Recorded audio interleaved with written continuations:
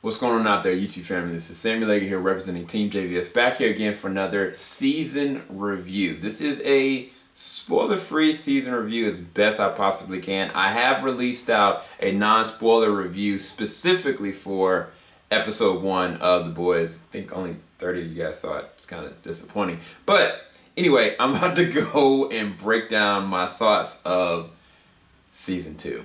So the end of season 1 ended with your boy Butcher, coming in close proximity of Homelander, and Homelander's boo, and Homelander effectively killed the person that he's fixated on in her milk.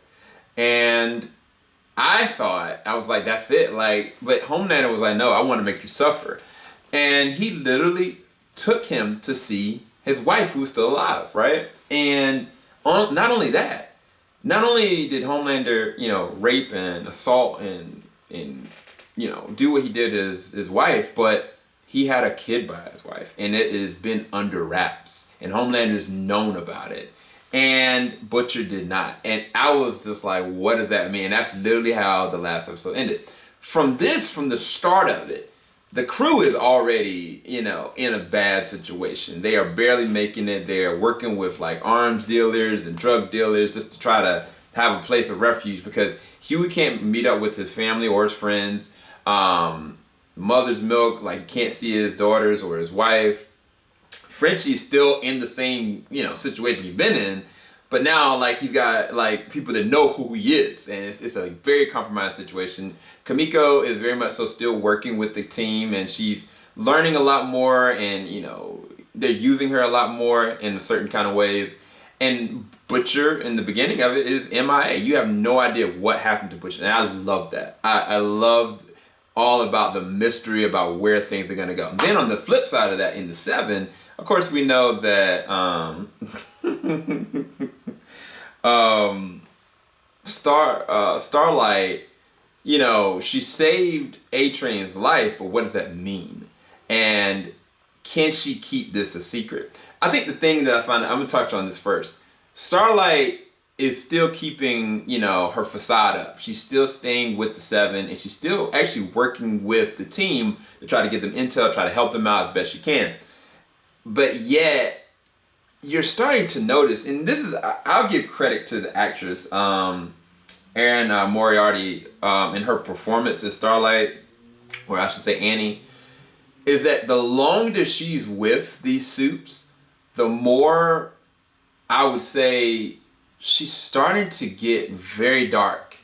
And she's starting to go down a path that I was worried about Hughie becoming a Lex Luthor. But I'm looking at her and I'm like, you are compromising on every single turn. The longer you're staying in, it's you don't even know who you are anymore. You don't even know what you believe anymore. And everything you did know was a lie. So it's kind of you have nothing to lose anymore. And it's she's even estranged to her mom, of course, because her mom was involved with, the Compound V and the exploration of that. But even more messed up than that is the fact that everything that was happening to the team, and it all comes to a head. Long story short, things get found out, things get compromised, and people's whole lives are flipped upside down just as much as the boys are. And it's even deeper than that, because at the end of the first season, Homelander, with his boo, well, technically he did it all and stuff under the table, made supervillains, quote unquote, or super terrorists. And that it gets immediately addressed in the very beginning, and way they're handling it and what the 7 mean for it. Another thing that I loved, as far as in addition to this, is a couple of different cast members to this one. They got my man Carlo Esposito as the guy on 87 or 85, Stan, and oh my gosh, he commands every scene he's in. I love that addition to it. He adds a whole different mystery element to what is really kind of going on. And I loved every single scene he was in. And I was kind of when you think about Homelander, and I guess I got to talk about Homelander because Anthony Starr does such an amazing job with his performance of this sick, messed up, and man, he's not even a bizarre Superman. Like, he is the darkest parts of humanity made carnate through powers, basically. Like, because he was removed from like love and empathy. He was made to be a weapon and refined, and he's just a terrible person in general. But then you start to see like there's different refining things about him, like how he does understand empathy to a level, but he's so full of himself and he's such a sociopath mixed with this, he's teetering to a psychopathic level. Like, there's certain things that he won't do because he doesn't want it to get exposed. But we saw this man kill, hundreds of people on a plane for no good reason. You know what I'm saying? Just because, he didn't want, the bad PR of failing. And in this one, they push him. They push him emotionally. They push his borders. And your boy kills the role. He does better in this season than he did in the first. Like, if you thought that Homelander was vicious and like it wasn't anything he wouldn't do, you have not seen the second season. Like, second season, like, if you loved Homelander and you loved what he did and how he was acted and portrayed by Starr, bro, you are gonna lose it for this one. Like, I think that everybody really does knock it out of the park with elevating every single character. I'll give you another one. Mother's Milk, or MM. Laz Alonso. They give him something to do. They give him history. They give him backstory. They show you why he is, with this team. How did he get connected to Butcher? All these things get really unraveled in the most amazing of ways. Oh my gosh, bro. Like, I really do love what they did with every single character gets elevated, you know what I'm saying? And all the new characters they have substance. There's reason behind them being there. Even like the character Ashley, who was kind of the assistant, they put her in a compromised situation, and Ashley was hilarious because she is so stressed out and trying to make this work, and it's very good comic relief, but at the same time there's never a moment you're not afraid for her or everybody else around in a circumstance standpoint. Shout out to Jack Quaid as Hughie. He continues to knock it out of the park because there's innocence about him. There's like there's a goodness and an innocence about him, but yet everything around him is dark. And it's kind of like the first season, I was like, yo, there's no way this kid is gonna survive like the wave of darkness that's all around him. There's just no way. Like, it's way too much going on, and I don't see him coming back from the abyss from this. But he finds refining ways of still being like this beacon of hope and light, but at the same time, he's compromised as well, especially in the very beginning episodes because of his thoughts and his ideas of where Butcher was taking the team. Did Butcher really care about the team? And let's talk about Carl Urban. Carl Urban and what he does from a performance standpoint, the back half of season 2 is his best performance I've seen him play in any role he's been in. Like, so serious. And more interesting in that, like, he works good with everybody that he's with. Whether it be Jack Quaid, or whether it be, who's the person that's portraying his wife? What is her name? The character's name is Becca, but it is Chantel Van Steen. Chantel, low-key, she does an amazing job. As Becca, like, I was like, you get to really unravel and unpack not just why she loves Butcher, but why she's connected to him and why she's still stuck in the situation that she's in. And the season unpacks all that so vividly, so well, that, I mean, from a story standpoint, it's amazing. Like, it really is. But don't get it twisted. This is the most violent, gory, like, when I mean gory, like, first season, it was pretty dark. It's pretty gory. Second season trumps that.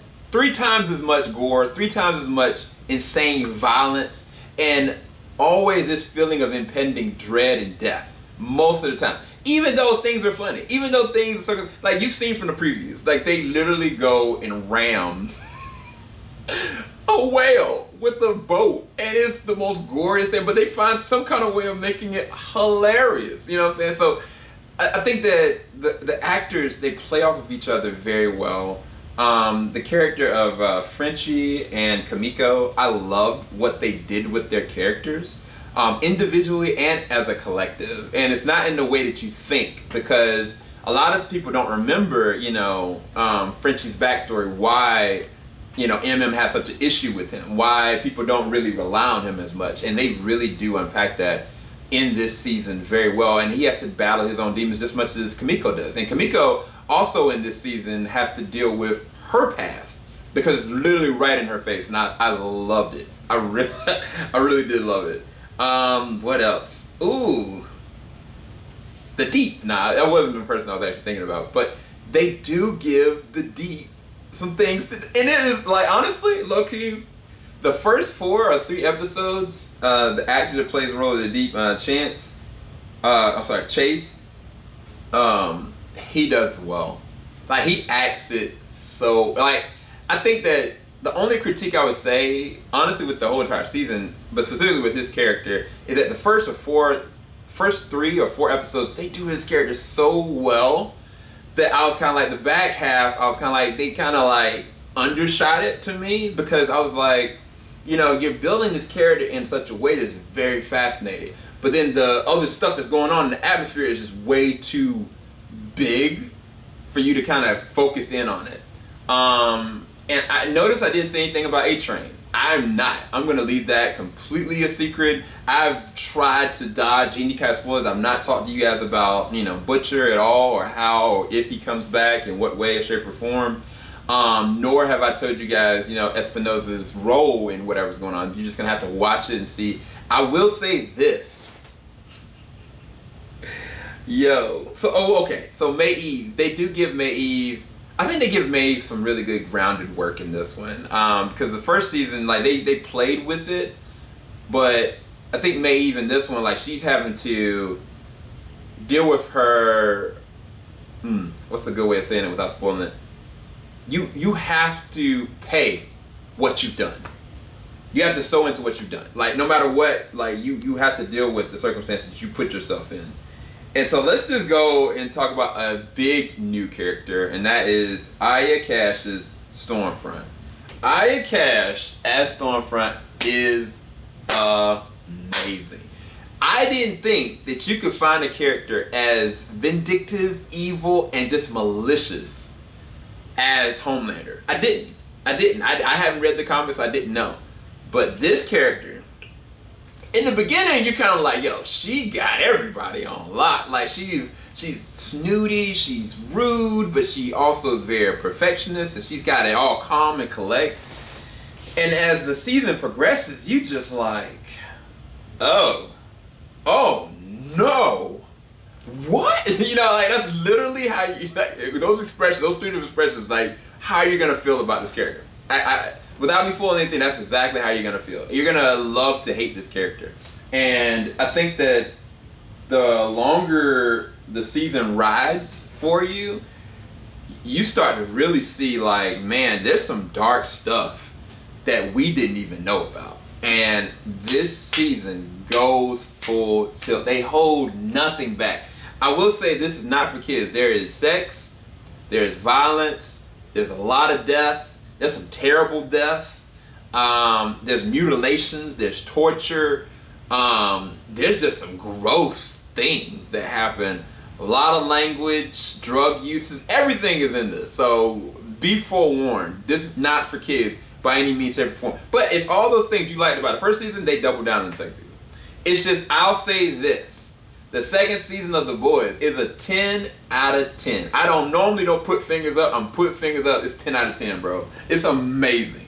It's so amazing. From the very last episode, from the first. Like, the last episode, low-key, it messed me up.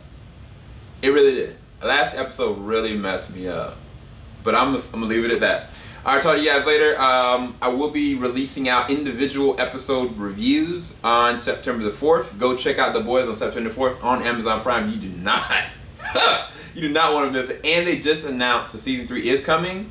And your boy Jason Ackles is gonna be playing Soldier Boy, not the rapper, but Soldier Boy, which you'll find out a little bit about that in this season. Peace, guys.